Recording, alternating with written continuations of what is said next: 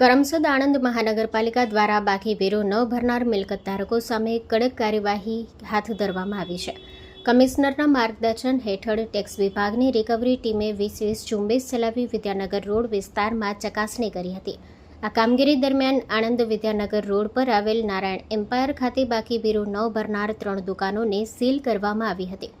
આ દુકાનો પાસેથી કુલ 35,393 જેટલો વેરો બાકી હતો.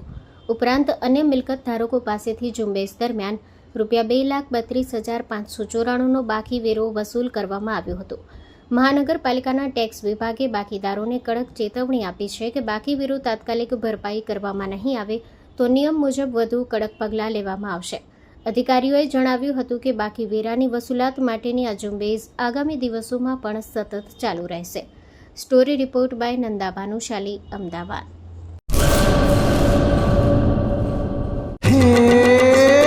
સોનાનો સૂરજ ઉગ્યો રે ખેતરમાં, સાગર લક્ષ્મી બાજરી બિયારણ, લાંબા ડુંડામાં દાણા ભરપૂર, ખેડૂતને આપે ઉપજ ભરપૂર.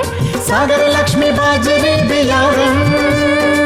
સાગર લક્ષ્મી એગ્રીસીડ્સ ઉત્પાદિત હાઇબ્રિડ બાજરી બિયારણ જ વાવો.